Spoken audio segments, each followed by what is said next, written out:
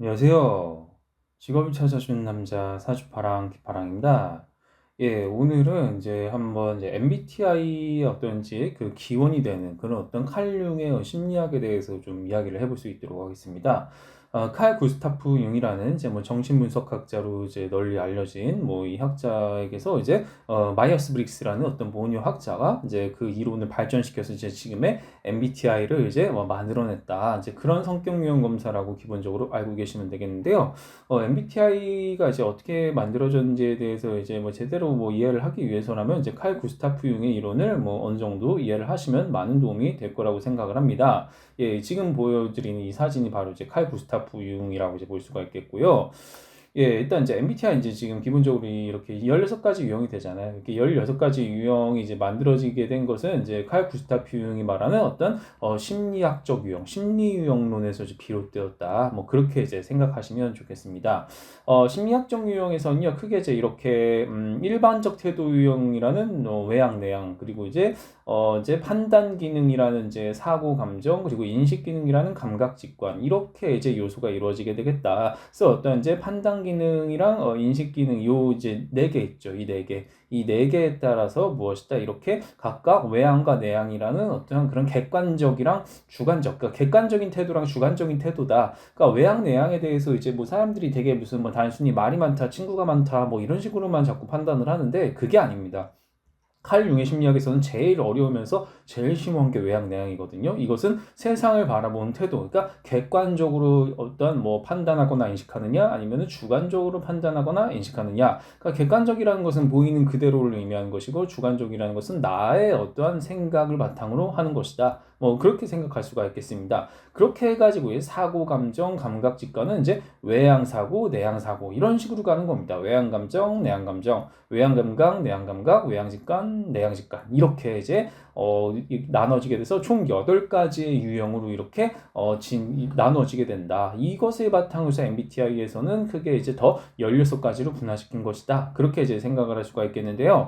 여기에서 이제 더 중요한 것이 뭐냐면은 바로 이겁니다. 이제 어, 대극이라는 거예요. 대극. 이제 칼융의 심리학적 유형이라는 것에서는 이제 이렇게 대극을 이제 취하게 되는데 대극이라는 것은 무엇인가? 그러니까 뭐 빛과 어둠처럼 이제 아예 양립이 불가능하다 이 얘기예요. 그러니까 사고 기능을 쓸 때는 감정 기능이 나올 수가 없고요. 감각 기능을 쓸 때는 직감 기능이 나올 수가 없다. 이런 얘기죠. 이런 축을 의미한다라고 생각하시면 되겠습니다. 반면에 사고 기능 쓰는데 감각 기능 쓰는 것도 가능합니다. 그리고 뭐 감정 기능 쓰는데 직감 기능 쓰는 것도 이런 거는 가능하다 이거죠. 근데 여기 수평선과 수직선에 해당하는 요 기능끼리는 절대로 불가능하다. 뭐 실제로도 이제 그렇다라고 이제 생각할 수가 있겠습니다. 이런 식으로 이제 칼 융의 심리학적 유형을 이제 뭐 기본적인 원리는 이렇고요. 이것에 따라서 또한 네 가지의 이제 기능 위계입니다. 그러니까 이거는 그냥 대극을 의미한 거예요. 대극을 이제 말씀드린 거고 여기에서 이제 위계라는 것은 무엇이다? 이제 주기능, 부기능, 3차 기능, 열등 기능 이렇게 네 가지로 나눠진다라고 생각할 수가 있겠습니다. 다시 말해서 이걸 이제 약간 인간의 약간 신체 구조로 좀 생각을 하면 좀 이해가 편할 것 같아요.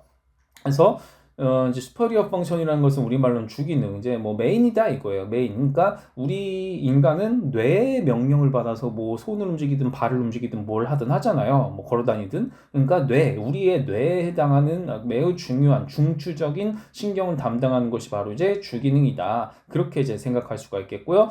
억실리어리 펑션이라는 것은 우리말로는 이제 보조 기능, 뭐 그냥 부기능이라고 보통 부릅니다. 그러니까 보조 기능, 부기능이라는 것은 오른손을 생각하시면 되겠습니다. 그러니까 오른손잡이 기준 오른손이에요. 그러니까 오른손은 많이 쓰이잖아요. 되게 중요한 일을 할 때, 뭔가 되게 좀 숙련된 일을 할 때 이제 그런 부기능을 쓰게 되는 것이고요. 터시어리 펑션이라는 것은 3차 기능, 3창이라는 것은 왼손을 의미한다 생각하시면 되겠습니다. 왼손은 거들뿐이라는 거지 어디 뭐 만화에 나오잖아요. 그런 것처럼 뭔가 보조한다 이거예요. 그러니까 뭔가 오른손으로 중요한 일을 하고 왼손은 거둔다. 이렇게 해서 이제 어찌 보면 이제 보조의 진짜 의미는 뭐 3차 기능이라고도 볼 수는 있겠지만 아무튼 좀 미숙하다 이거예요. 이거에 비해서는 미숙하다. 그런 의미로 생각하시면 되겠고요. 인페리어 펑션이라는 것은 열등 기능.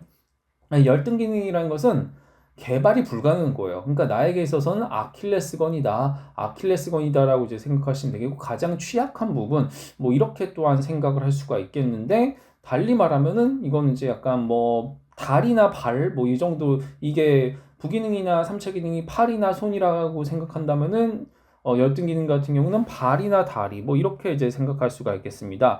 다시 말해서 발로 글씨를 쓸 수가 없잖아요. 뭐 이런 거라고 생각하시면 되겠습니다. 그거는 평생 가도 거의 힘들다고 봐죠. 그러니까 이건 약점에 해당하는 것이기 때문에, 그렇다 보니까 개발을 할 생각이라기보다는 그냥 관리의 대상이다, 뭐 이렇게 생각할 수가 있겠습니다. 이렇게 해서 이제 네 가지의 어떠한 기능 위계가 이제 MBTI 교육받을 때 다 나오는 거예요. 다 나오는 건데, 이렇게 해서 무엇이다? 총 16가지, 이제 뭐 MBTI에서 이렇게 선호지표 4가지의 차원 나타나잖아요. 4가지의 차원이 나타나는데 이제 이게 주기능, 부기능, 3차 기능, 열등 기능, 요게 이제 이렇게 요 4가지의 매칭이 된다. 유형별로 이렇게 4가지의 매칭이 된다라고 생각을 할 수가 있겠습니다. 다시 말해서 어떤 이제 사고가 주기능이다 이거예요. 사고가 주기능이면은 대극인 감정은 열등 기능이 되는 겁니다. 열등이 되는 것이고, 그리고 이 부기능이 감각이면은 이 대극인 직관은 3차 기능이다. 이런 식으로 생각을 할 수가 있겠습니다. 이렇게 해가지고 이제 4개의 대극의 위계능, 이것도 이제 대극인 겁니다. 주기능이랑 열등기능이 대극이고요.